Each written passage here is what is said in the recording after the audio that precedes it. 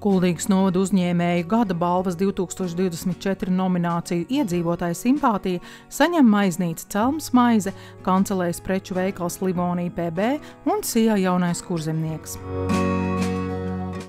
Sijā jaunais kurzemnieks reģionālo laikrakstu Kurzemnieks izdod kopš 1994. gada. Tas iznāk 2 reizes nedēļā, stāstot aktuālāko informāciju par vietējiem uzņēmējiem, veselīgu dzīvesveidu, kultūras, izglītības un sporta jaunumiem.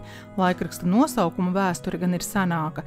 Pirmo reizi tas nonāca pie lasītājiem 1910. gadā. Ar pārtraukumiem tas bija pieejams līdz 2. pasaules karam, pēc tā laikrakstu pārdēvēja par Padomju Kuldīgu, vēlāk Padomju dzimteni. Šobrīd Kurzemnieka redakcijā darbojas 12 cilvēku. Laikraksts attīsta arī savu interneta vietni. Kuldīgā Liepājas ielā 25 jau vairāk nekā 20 gadu pircējus priecē kancelējas preču veikaliņš Livonija PB.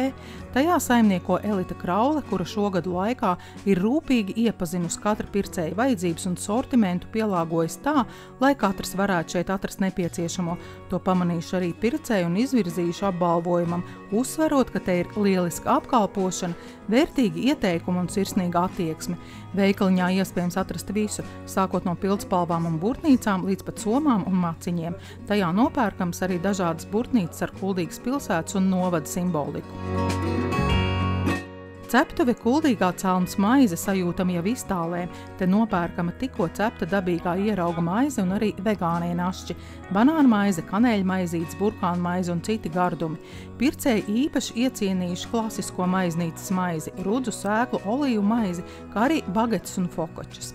Idejas autors un galvenais maiznieks ir Aigars Celms, kurš komandā darbojas ar sievu Kristīnu un draugiem Aigaru un Katrīnu Mamjiem.